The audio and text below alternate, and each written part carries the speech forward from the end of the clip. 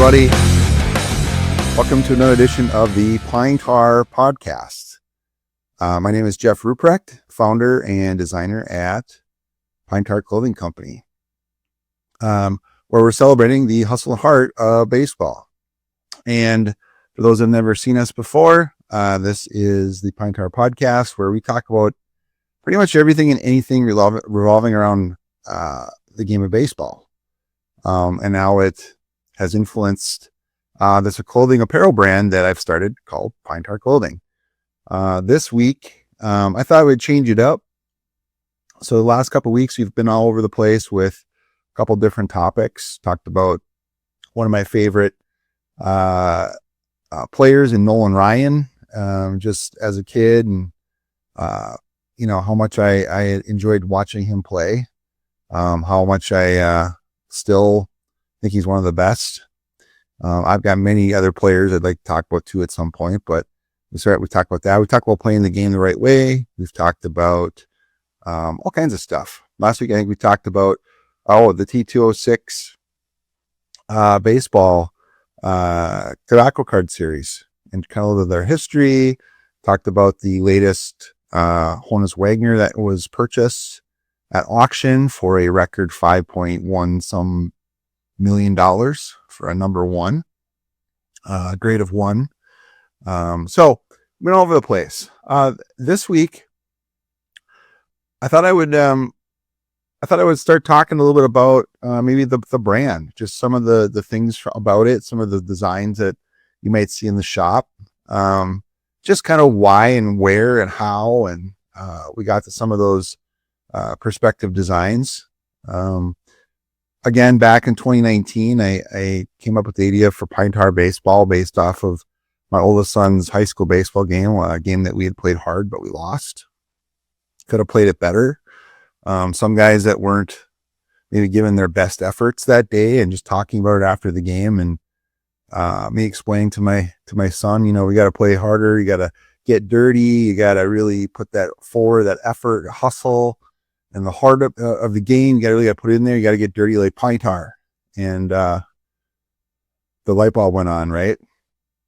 So since then, we've done a lot of different cool things. But what came out of that initial thought, and I probably talked about this before in other videos, not specifically on the podcast, but if you followed us for a while on our socials, I've even talked about this. But this was the original emblem logo. So again, it's a design that I've seen kind of similar kinds of things in the past, to be honest. The use of the vintage ball with the two little half moons, if you will, for the stitching, and then some type in there. But mine says Pine Tar Baseball Clothing Company, and but this is literally what I basically kind of drew out on a napkin after that game. And it's our main, maybe see the white version here. It's our main mark. We have an alternate logo. We like to call it the plate logo. So this was just me playing around at a later date with an alternate idea. I was going to first put on just a shirt, and then I'm like, wow, that's, the home plate used as like a badge. It's such a perfect kind of shape for that. So I figured, why not, right? Why not have two great logos? This is still our main one, but this one also gets used from time to time on certain things. And some people like the plate, some people like the emblem, some like them both. But end of the day, it's still us. So, but if you also notice, and I think I've talked about this too in the past, is our color scheme, our brand colors, have that gold, black, gray, white kind of usage, right? And that's intentional. I think I've talked about this before. That is when I think about old school history photos, black and white, well, even before black and white, more that sepia tone from the turn of the 1900s. Like last week we were talking about T206, and a lot of those old photos and stuff that you see from that era, isn't even true black and white. It's more of a sepia, which is that kind of golden, browny, dirty kind of piece that I just love. And so this is kind of what my take on that as being kind of the colors that I kind of represent with that feel, and have more of that vintage feel. And so I've not truly ventured out beyond this on purpose. Not to say that someday I won't. I'll be honest, I've actually been kind of dabbling in it lately because we now have a fundraising program for baseball teams and schools, and I even have an organization out east who we're going to maybe do some stuff together where we're actually doing some collaborative. Maybe at a later date I'll share what some of that looks like. But we're doing some collaborative shirts. So they're pine tar shirts with some of my designs, but then it's mashed with like their school and their school colors. So it's like, Joe Blow High School that maybe is orange. Okay, so maybe we'll have the logo on the breast pocket or the breast side, and then on the arm we've got the pine tar logo, and then on the back it's maybe like the blood, sweat, dirt shirt, right? So it's kind of cool. I'll be honest, it was when I started playing with it, I didn't know if it was going to work, but it actually works pretty well, to be honest. So who knows? Maybe I'll venture out. This is giving me some confidence for some of these schools to help them raise some money for their programs. It's kind of cool that we can offer a few, branded shirts for them in the pine tar look, and then the rest of the store is obviously also available to use in their fundraising efforts. Real quick, just if you're curious, the fundraising piece is pretty simple. I create a little mini store off of the main Pine Tar Clothing company, pinetarclothing.com website, and it's branded with your school colors or organization.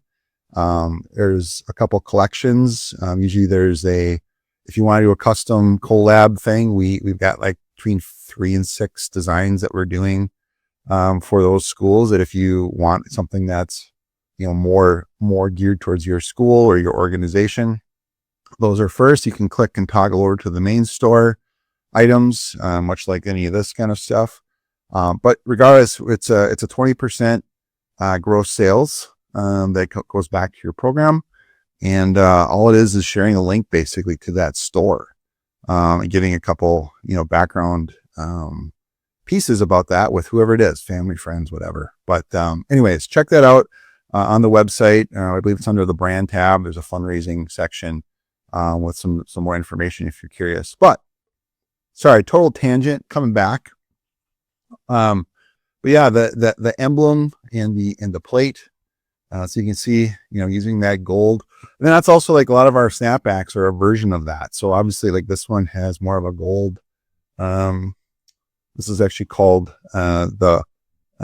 this is a birch gray. So this is more of a vintagey kind of cream color. It's called birch, and then the gray. But then it's got this like gold bill on it that actually goes really well with our gold colors. This is a popular hat.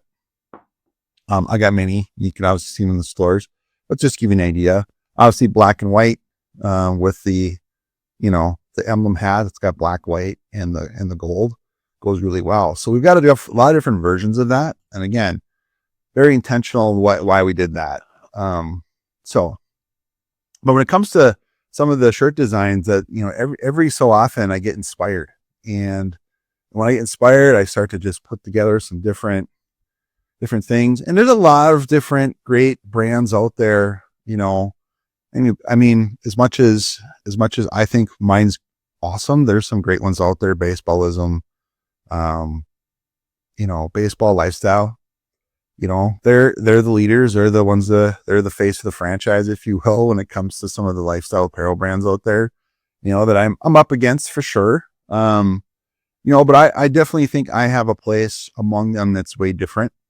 A lot of their stuff gears more that bubblegummy, neon drippy thing currently with the youth. I see a lot of that out there. I'm staying true to this idea of the history and that getting dirty piece. I think that's where we're different.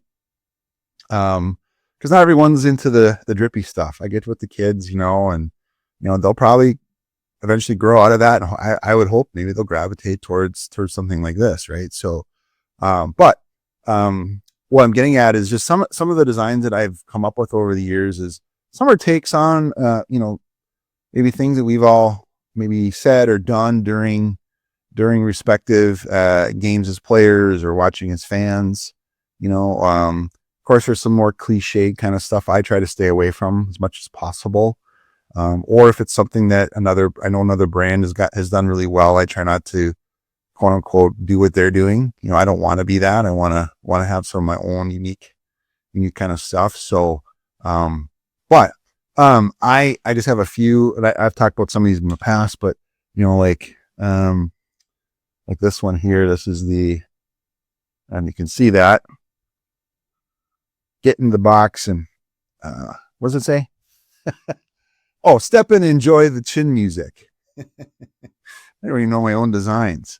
No, step in and enjoy the chin music. For those that don't know, chin music is, a high tight fastball. It was, I don't even know who coined it, but it's one of those sayings in baseball that whether you know where it came from or not, like it's used periodically. I think it's great. Obviously, as combine it with like how I did there. I took the baseball that I've used in a lot of different things, and superimpose that with a musical note as the S. And I just try to be more clever in some of the designs that I do and how I work with typography.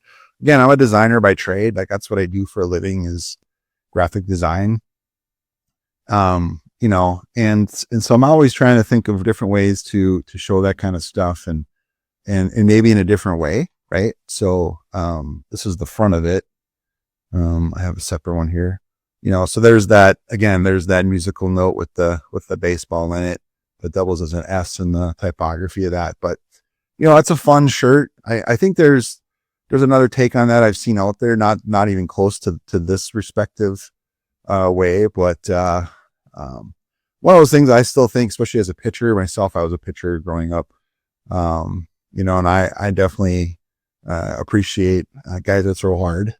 I also enjoy the finesse pitchers, right? The Greg Maddoxes and those types of people that know how to pitch, but there is something about a high tight fastball to brush a guy back and then break him out with a off-speed pitch, right? That's kind of cool. Like how you set a batter up, for defeat, if you will. Another thing I just wanted to share. So this is the monogram. Sorry, I couldn't think of the word.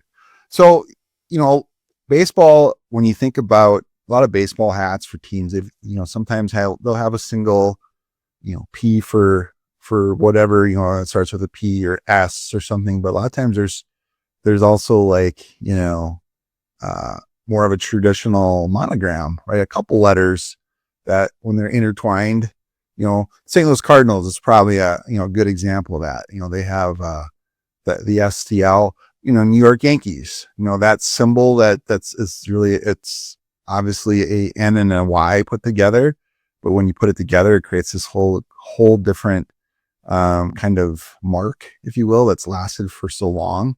That's very iconic. But baseball is known for things like that. Just visually, I think the monograms and the swooshes on cursive writing on the jerseys and stuff like that. But this was mine, and believe it or not, you'd think that'd be super simple, right? To smash a couple letters together and create a memorable monogram. It's extremely difficult. Some letters just go together and it's easy. P and a T. I haven't seen it a lot. Ones I have seen are kind of the obvious ways to do it, and I'll be honest, I don't think they're done very well. So when I sat down and I decided I wanted to do some kind of monogram, I struggled. I sketched and I played around and I tried different forms and some more cursive type stuff versus but in the end, what I came up with, I truly feel like it's a very unique take on the PT with this. And so And that's one thing that I'm still working towards. I'd like to put up my PT monogram on a hat someday. I just haven't done it yet. But it is a goal of mine to eventually do that. But right now it's on the monogram t-shirt with the cross bats. Pretty simple design. I've actually sold quite a bit of them over the years. I think a lot of people appreciate the simplistic approach to that, but that PT was very difficult to get to that point, believe it or not. But enough about that. I got a few more to show here. And I'm going to do this periodically. I think I'm going to probably bring some other ones in here, but I've got about 2 or 3 more here just to share with you. And maybe at a later date, I'll pull a few more out, but I'm just trying to give you some background on, as a designer, like getting to some of these designs that I've come up with. I'm going to skip ahead to one before I come with the last one that I've talked about in some prior stuff. But this is the pennant.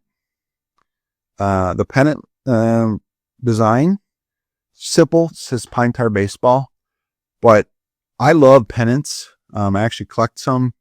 You probably can't see them, but I've got a bunch on my wall. I love old pennants. You can see this one behind me, this PT, which I actually have another one here I was going to show you. I actually made these for a show. I actually sewed my own pennants. This is all handmade. I even put the PT for pine tar that you see on the design on this. This is canvas material doubled up. I put it on some outdoor times. I've done some pop-up shops. Whoops, I bought my thing there. But a couple of my pop-up shops in the past, I put those out because I'm a sucker for that, like seeing the old pennants flying on top of ballparks. And I've talked about it in a video, I think over a year ago, just a separate social video where I talked about the history of the pennant. The turn of the 1900s, when you talk about a pennant race, that was what they would do is when teams would win, like the World Series or whatever, they would get the right to raise that pennant above their stadium or their ball field. And it was, bragging rights on steroids, to be honest. So, anytime you won the pennant and you got to put and raise that up and fly that over your, that was saying something, And so, so when you hear that's where that kind of came from. And they made a big deal about it, in the early 1900s. There's a lot of great old photos of teams that would, they've won whatever respective championship, and they'd be putting that, their team's pennant up above, on the pole, and they would raise it up and they would fly there. Right. So that's where pennants kind of came from when it comes to baseball, and then over the years, they became a great souvenir kind of novelty item. I've got some pretty older antique ones that I've collected that I cherish. Maybe I'll share those another time too. But I because I'm such a sucker for them, I had to create this pine tar pennant designs, and that was one of the probably 2 or 3 shirts I ever designed and put together. Was the pennant, and I still love it. It sells here and there. I'll be honest, it's not one of my better sellers, but when they do, I really appreciate it. I feel like I'm pretty close with whoever buys them. Like they kind of get me better or more. I don't know. Because sometimes people buy stuff, there's maybe ones that are more near and dear to your heart. And then when you feel like someone buys that and it's maybe not the one that everyone else gravitates to, kind of feel like you're on a secret team or something, which is kind of cool. Finally, for this episode of the Pine Tar Podcast, I also, from a historical standpoint, I've always loved the join or die graphic with the snake from the American Revolution, right? If you don't know what it was about, I won't go into all the gory details, but basically it was this, it was asking the colonists to unite against tyranny, right? And so it was an ad put out where it said join or die, meaning like we need to get together and unite as a country or as all the colonies, and not just our separate things, but we need to unite to defeat the bigger evil here, and we can start our country. Probably probably butchered it, but that was kind of the basics of it. But I've always loved the look and feel of that. It has such a, I don't know. It's always got me. I don't know why. I did a different take on it. Mine's called player dye, and I took the same snake, but the original one has, so it says player dye. I'll maybe get a better graphic when I finish this up, but it had 8 chunks of snake cut up, and I added a 9th one because I thought it was a great way to talk about being a teammate.